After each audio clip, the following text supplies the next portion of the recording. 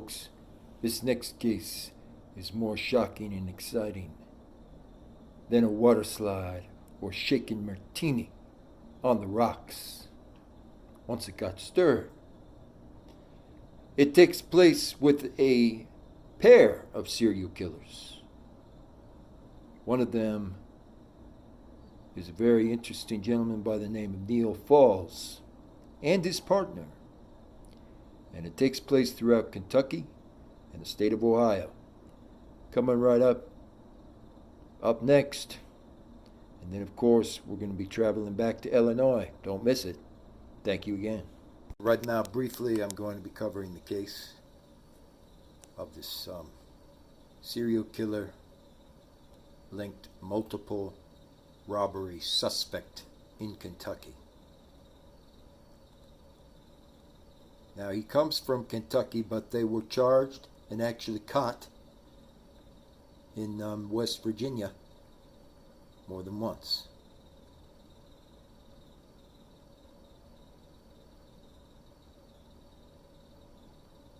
Neal Falls is one of the key suspects. Thank you again. This is going to be covered here. He's linked to none other than the shopping cart killer. So I'm going to be mentioning some very important things in this video here. And you want to be able to pay close attention to this.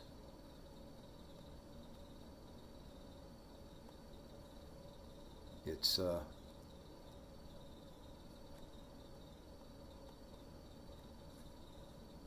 very important.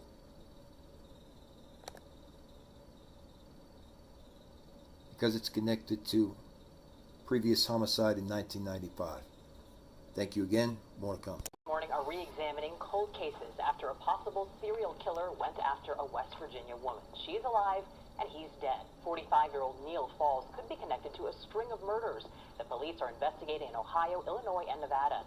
Police say he began strangling the latest victim in her home. Mark Albert is in Washington with her dramatic escape. Mark, good morning. Good morning. Investigators tell us Falls drove to the woman's house after seeing her ad on the popular escort site Backpage.com.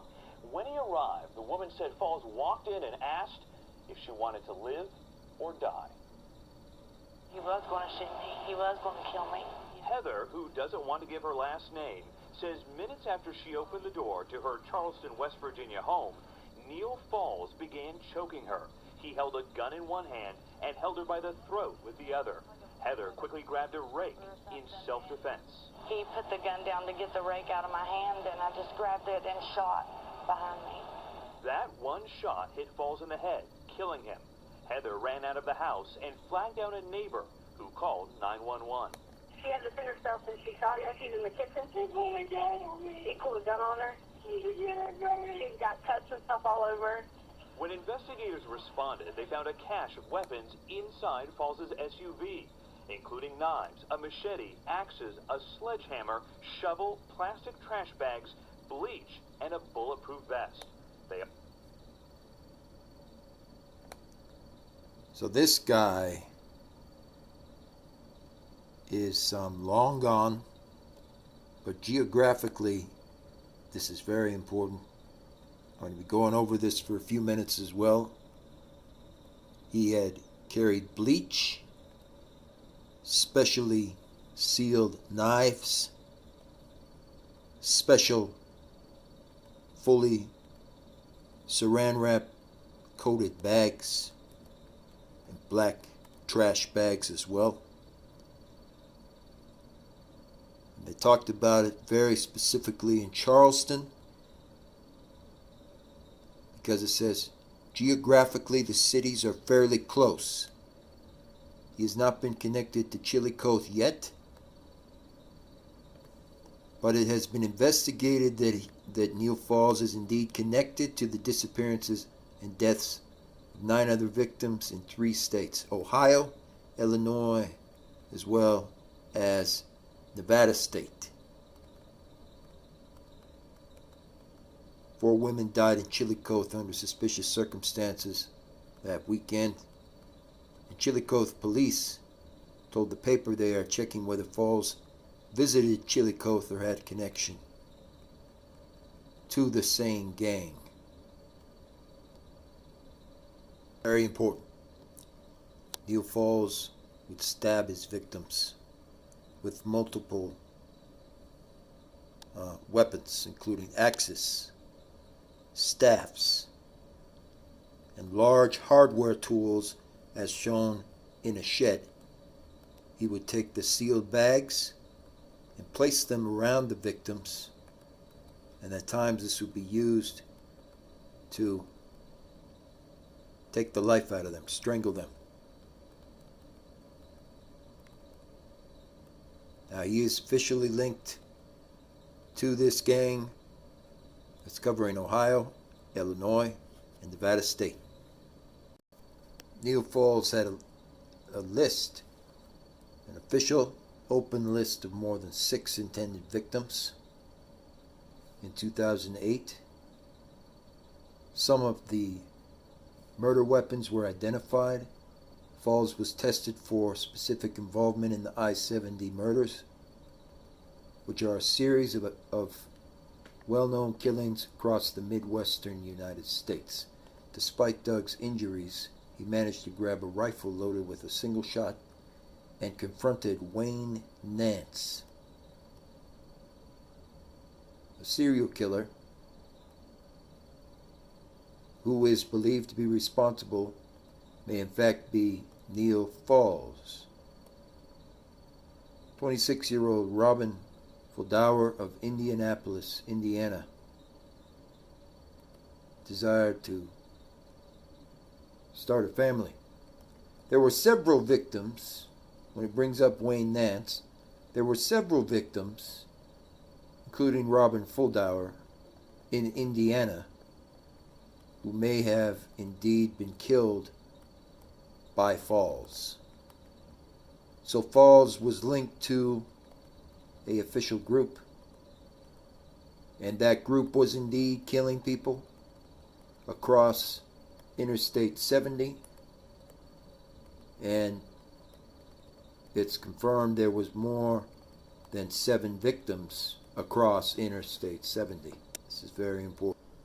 I'm not sure why, but this is very important, and is being shown to all you guys right now. Little known about Neal Falls' early life. So far, we still don't have answers. He was born on September 24th, 1969, in Oregon, to an impoverished family with 9 children. His father was aggressive, resulting in young Falls growing up in a socially disadvantaged environment that negatively affected each of them.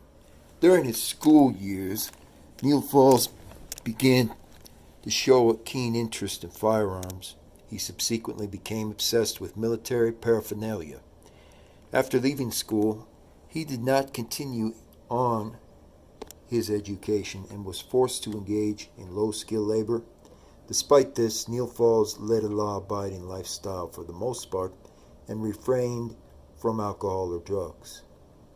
He took a keen taste in collecting extra weapons and ammunition, most of which seemed to be quite odd and were received from friends and acquaintances in the area. From 1969 to 1992, Neal Falls lived in various cities around Oregon. In early 1992, he moved to Greensburg, Kansas, where he lived with his father until his father passes in 1995.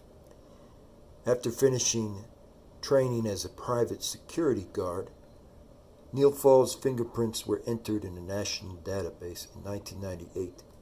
In the year 2000, Neal moved to the city of Henderson, Nevada, where for the next 8 years he worked as a security guard at the Hoover Dam. During this exact period, he began to exhibit deviant social behaviors.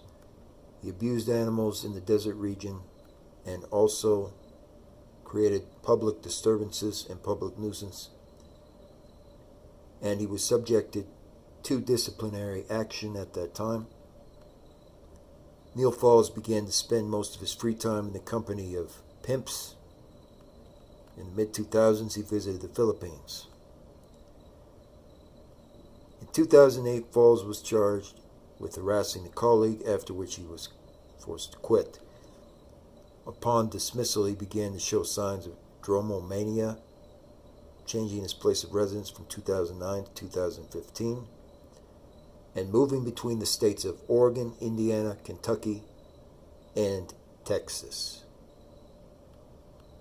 So he also moved between the states of Kentucky and Ohio. That's important to know. He kept large trash bags and a lot of cleaning bleach in each of the houses that he would move into. Most often these trash bags, including the bleach itself and other chemicals, were used on certain victims when the victims were found later murdered, essentially. Now, were they murdered by Neal Falls? I do not know, because there's not enough evidence and information yet to determine 100% if they were murdered by Neal Falls. However, Falls was a part of a small group across both Ohio and Kentucky, and they are confirmed to have been sighted at each of the victims' homes. So they were responsible, no matter what, for the death of all of these victims. So regardless of whether he personally did it or not, we can now officially say that Neal Falls was linked to the murders of these 9 victims. And that's what I want to point out. That's the most important thing. All of the missing victims, mostly women, like Saul, had advertised their service near Chillicothe, Ohio. A list containing the names of the victims involved in other personal encounters, work, and their contacts on social networks were found in Neal Falls' black pocketbook. 5 of them were located across West Virginia, and the last one lived in San Diego at the time.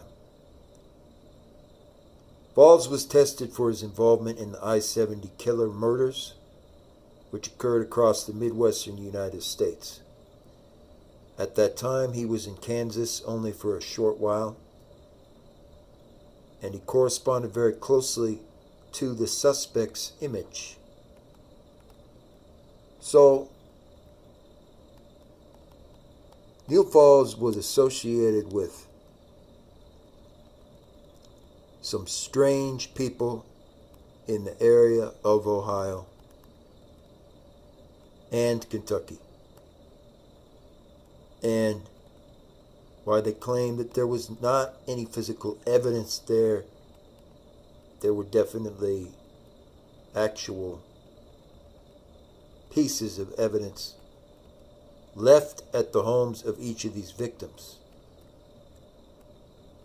They did not belong perhaps to Neal Falls, but they belonged to his associate, his direct associate, who was living in the area at the time. His full name was Neal Martin Falls.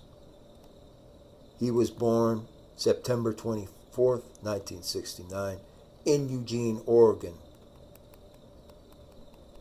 He was killed July 18th, 2015, apparently after receiving a gunshot wound. However, his antics and that of his 2 associates covered the states of Oregon, Nevada, Illinois, Kentucky, Ohio, New York, Texas, and California, which is enough to make this a very important highlight. Please get it out there. Even fewer have heard of this case. Thank you. Southern Ohio Task Force investigating the death and disappearance of several locals has issued a nationwide arrest warrant for Ernest Dollar Bill Moore. Moore, age 36, was declared a parole violator by Ross County Sheriff George Lavender. He's been named a person of interest in the drug trade and at-risk women involved in trafficking.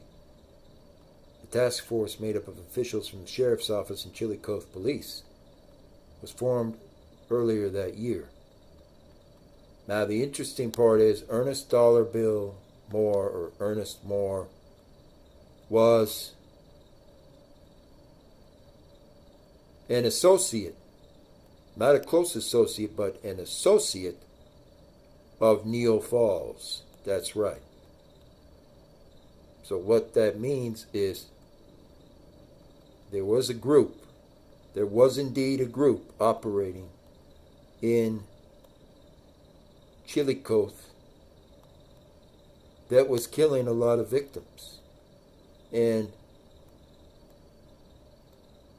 they want to claim that Neal Falls was never there. Well, they don't have enough information as far as being able to take fingerprints to determine whether he was there or not.